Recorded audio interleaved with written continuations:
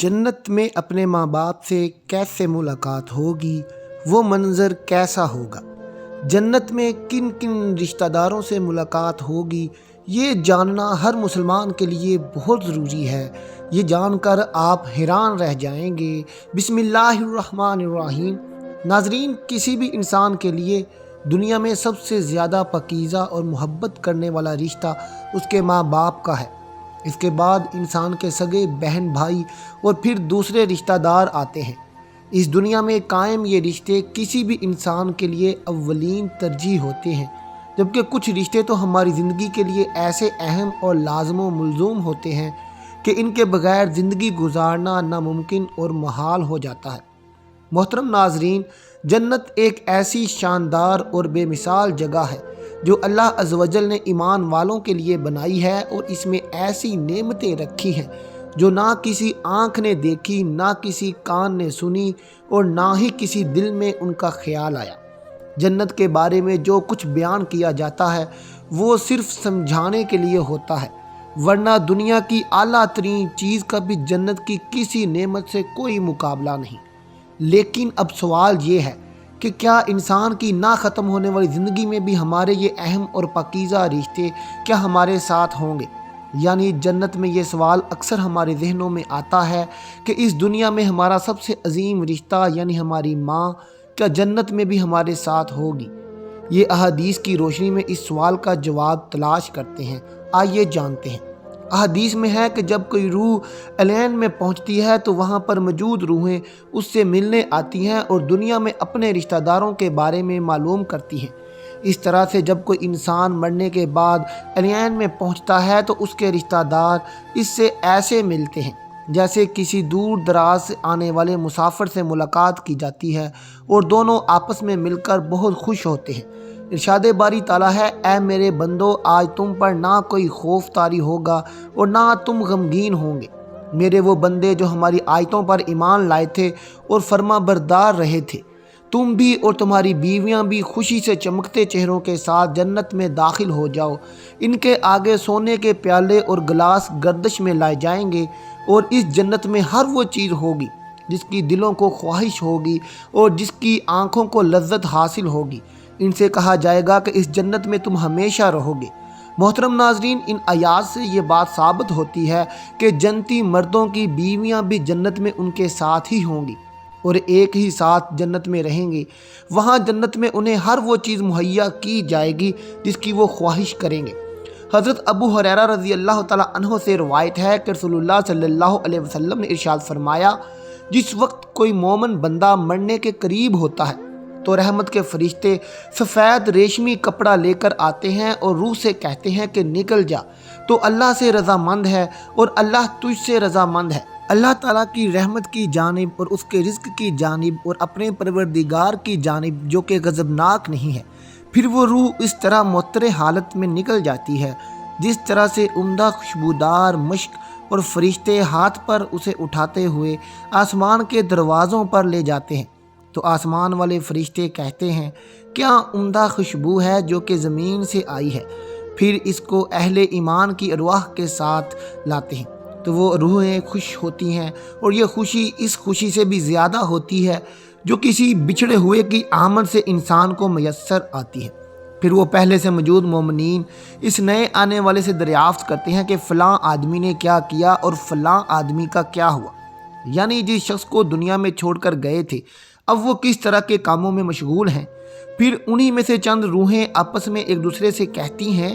کہ ابھی ٹھہر جاؤ اور اسے چھوڑ دو، کیونکہ یہ دنیا کے غم میں مبتلا تھا۔ یہ روح پوچھتی ہے کہ کیا وہ شخص ابھی تم لوگوں کے پاس نہیں پہنچا، وہ تو کب کا مر چکا تھا۔ اس پر وہ روحیں کہتی ہیں کہ پھر وہ تو جہنم میں گیا ہوگا۔ محترم ناظرین، پیارے نبی نے فرمایا کہ تمہارے اعمال تمہارے ان رشتہ داروں اور خاندان والوں کے سامنے جو آخرت یعنی عالم برزخ میں ہیں پیش کیے جاتے ہیں۔ اگر نیک عمل ہوں تو وہ خوش ہو جاتے ہیں اور کہتے ہیں کہ اے اللہ، آپ کا فضل اور رحمت ہے،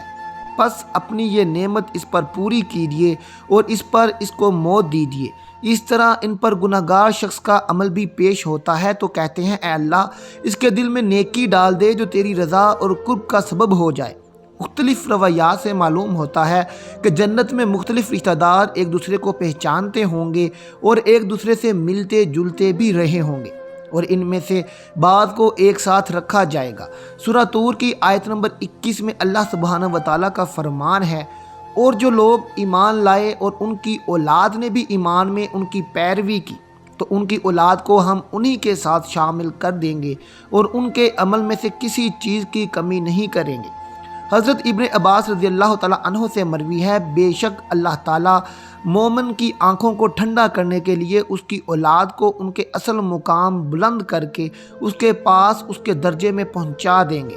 اگرچہ یہ اولاد اپنے اعمال کے اعتبار سے اس درجے تک نہ پہنچتی ہو۔ پھر آپ صلی اللہ علیہ وسلم نے یہ آیت تلاوت فرمائی، اور جو لوگ ایمان لائے ہیں اور ان کی اولاد نے بھی ایمان میں ان کی پیروی کی۔ اس سے معلوم ہوتا ہے کہ انسانوں کی اولاد کو اس کی خواہش کے مطابق ان کے ساتھ ہی رکھا جائے گا۔ جو لوگ جنت میں جائیں گے تو یقیناً یہ وہ لوگ ہوں گے جنہوں نے اس دنیا میں نیک اعمال کیے ہوں گے، جبکہ ایسے لوگ بھی ہوں گے جنہوں نے گناہ کیے ہوں گے لیکن اپنے گناہوں پر شرمندہ ہو کر اس دنیا میں ہی اللہ سے معافی مانگ لی ہو اور صدقے دل سے توبہ و استغفار کر لیا ہو، تو اللہ تعالیٰ ان کو معاف فرما کر جنت میں داخل کرے گا، جہاں اللہ عز و جل ان کی ہر خواہش پوری فرما دے گا۔ اور یقیناً اس کی خواہش میں سے ایک خواہش یہ بھی ہوگی کہ دنیا میں اس سے جو بھی گناہ سرزد ہو چکے ہیں یا کوئی گناہ والے اعمال اس نے کیے ہوں تو اس سے وہ تمام اعمال بھلا دیے جائیں، کیونکہ جنت امن اور سکون کی جگہ ہوگی، یہاں منفی خیالات اور غم و غصے کی کوئی گنجائش نہ ہوگی، اور ایک مومن اور جنتی کے لیے ہر طرف خوشحالی ہی خوشحالی ہوگی، جیسا کہ سورہ بقرہ کی آیت نمبر 25 میں ارشاد باری تعالیٰ ہے، اور جو لوگ ایمان لائے اور نیک عمل کرتے رہے ان کو خوشخبری سنا دو کہ ان کے لیے جنت کے باغ میں جنت کے نیچے نہریں بہہ رہی ہیں، جب انہیں ان میں سے کسی قسم کا میوہ کھانے کو دیا جائے تو کہیں گے یہ تو وہی ہے جو ہمیں پہلے بتایا گیا تھا، اور انہیں ایک دوسرے کے ہم شکل میوے دیے جائیں گے، اور وہاں ان کے لیے بیویاں بھی ہوں گی اور وہ جنت میں ہمیشہ رہیں گے۔ محترم ناظرین، ایک اور حدیث میں ہے کہ رسول اللہ نے فرمایا، جب اہل جنت جنت میں داخل ہوں گے اور ان میں سے کسی کو اپنے بھائیوں اور رشتہ داروں سے ملنے کی خواہش ہوگی تو اس کا بستر اسے اڑا کر ان کے بستروں کے برابر پہنچا دے گا، اور پھر دونوں تکیہ لگا کر دنیا میں گزرے ہوئے دنوں کے بارے میں باتیں کرنے لگیں گے۔ ان میں سے ایک اپنے ساتھی سے کہے گا کہ اے فلاں، تمہیں یاد ہے کہ اللہ نے فلاں دن اور فلاں فلاں جگہ پر ہماری مغفرت فرمائی تھی، اس طرح کہ ہم نے اللہ سے دعا کی تھی اور اللہ نے ہمیں مغفرت کا پروانہ عطا فرما دیا تھا۔ رسول اللہ صلی اللہ علیہ وسلم کے مزاج مبارک کے بارے میں متعدد احادیث مبارکہ میں ہے کہ آپ صلی اللہ علیہ وسلم انتہائی شگفتہ مزاج تھے اور نرمی و محبت سے اور مسکرا کر بات کیا کرتے تھے، تاہم کئی بار آپ صلی اللہ علیہ وسلم بے اختیار ہنس بھی دیتے، مگر یہ اس وقت ہوتا جب آپ صلی اللہ علیہ وسلم آخرت کے حالات بیان فرما رہے ہوتے۔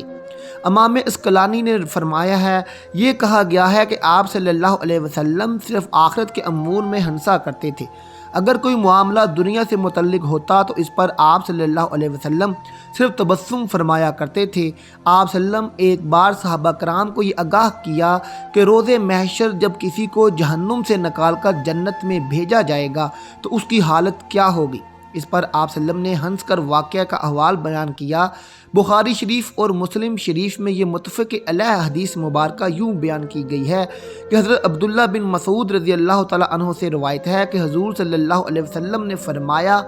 مجھے اچھی طرح معلوم ہے کہ سب سے آخر میں جہنم سے کون نکالا جائے گا یا سب سے آخر میں جنت میں کون داخل ہوگا۔ یہ آدمی اپنے جسم کو گھسیٹتا ہوا جہنم سے باہر نکلے گا، چنانچہ اللہ اس سے فرمائے گا جا جنت میں داخل ہو جا۔ وہ جنت میں داخل ہوگا تو اسے گمان گزرے گا کہ شاید یہ بھری ہوئی ہے، چنانچہ وہ واپس لوٹ کر عرض گزار ہوگا کہ اے رب وہ تو بھری ہوئی ہے، پس اللہ اس سے فرمائے گا جا جنت میں چلا جا، لہذا وہ جنت میں داخل ہوگا۔ جنت میں جا کر اسے پھر گمان ہوگا کہ شاید یہ بھری ہوئی ہے، پس وہ واپس لوٹ کر پھر عرض کرے گا اے رب میں نے تو وہ بھری ہوئی پائی ہے، چنانچہ اللہ اسے فرمائے گا جا اور جنت میں داخل ہو، کیونکہ تیرے لیے جنت میں دنیا کے برابر بلکہ اس سے 10 گنا زیادہ حصہ ہے۔ یا فرمایا تیرے لیے 10 دنیاواں کا برابر حصہ ہے۔ وہ عرض کرے گا اے اللہ کیا مجھ سے مزاح کرتا ہے یا مجھ پر ہنستا ہے، حالانکہ تو حقیقی مالک ہے۔ حضرت عبداللہ بیان کرتے ہیں کہ میں نے دیکھا کہ اس پر حضور صلی اللہ علیہ وسلم ہنس پڑے، یہاں تک کہ آپ صلی اللہ علیہ وسلم کے دندان مبارک نظر آنے لگے۔ آپ صلی اللہ علیہ وسلم فرماتے تھے یہ اہل جنت کے سب سے کم درجہ والے شخص کا حال ہے۔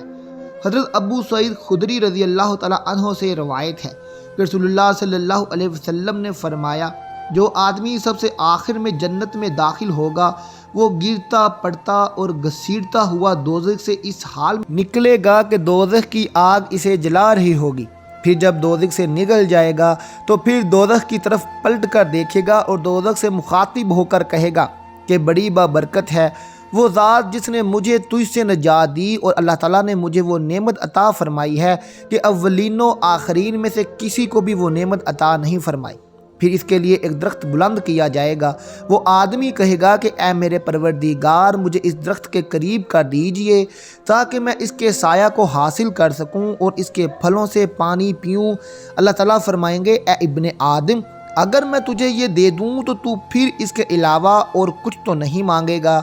وہ عرض کرے گا کہ نہیں اے میرے پروردگار۔ اللہ تعالیٰ اس سے اس کے علاوہ اور نہ مانگنے کا معاہدہ فرمائیں گے اور اللہ تعالیٰ اس کا عذر قبول فرمائیں گے، کیونکہ وہ جنت کی ایسی نعمتیں دیکھ چکا ہوگا کہ جس پر اسے صبر نہ ہوگا۔ اللہ تعالیٰ اسے اس درخت کے قریب کر دیں گے، وہ اس کے سائے میں آرام کرے گا اور اس کے پھلوں کے پانی سے پیاس بجھائے گا۔ پھر اس کے لیے ایک اور درخت ظاہر کیا جائے گا جو پہلے سے درخت کہیں زیادہ خوبصورت ہوگا۔ وہ آدمی عرض کرے گا اے میرے پروردگار مجھے اس درخت کے قریب فرما دیجئے تاکہ میں اس کا سایہ حاصل کر سکوں اور اس کا پانی پیوں، اور اس کے بعد میں اور کوئی سوال نہیں کروں گا۔ اللہ فرمائیں گے اے ابن آدم کیا تو نے مجھ سے وعدہ نہیں کیا تھا کہ تو مجھ سے کوئی اور سوال نہیں کرے گا، اور اب اگر تجھے اس درخت کے قریب پہنچا دیا تو پھر تو اور سوال کرے گا۔ اللہ تعالیٰ پھر اس سے اس بات کا وعدہ لیں گے کہ وہ اور کوئی سوال نہیں کرے گا، تاہم اللہ تعالیٰ کے علم میں وہ معذور ہوگا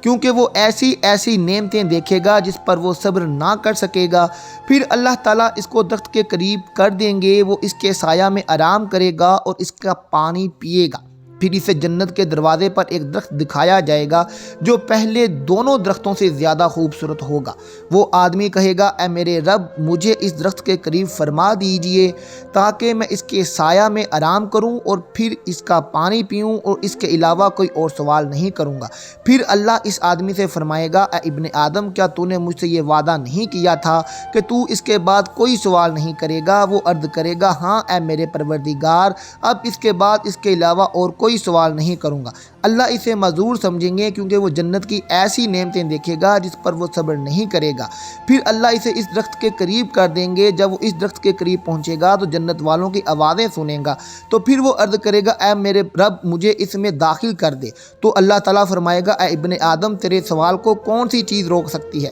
کیا تو اس پر راضی ہے کہ تجھے دنیا اور دنیا کے برابر دیا جائے؟ وہ کہے گا اے رب العالمین تو مجھ سے مذاق کرتا ہے۔ یہ حدیث بیان کر کے حضرت عبداللہ ہنس پڑے اور لوگوں سے فرمایا کہ تم مجھ سے کیوں نہیں پوچھتے کہ میں کیوں ہنسا؟ لوگوں نے کہا کہ آپ کس وجہ سے ہنسے؟ فرمایا رسول اللہ اس طرح ہنسے تھے۔ فرمایا اللہ رب العالمین کے ہنسنے کی وجہ سے جب وہ آدمی کہے گا کہ آپ رب العالمین کے ہونے کے باوجود مجھ سے مذاق فرما رہے ہیں، تو اللہ فرمائے گا تجھ سے مذاق نہیں کرتا مگر جو چاہوں کرنے پر قادر ہوں۔ اللہ عز و جل سے دعا ہے کہ ہمیں بھی اس دنیا کی آزمائش میں کامیاب و کامران فرما کر جنت میں داخل فرمائے، آمین ثم آمین۔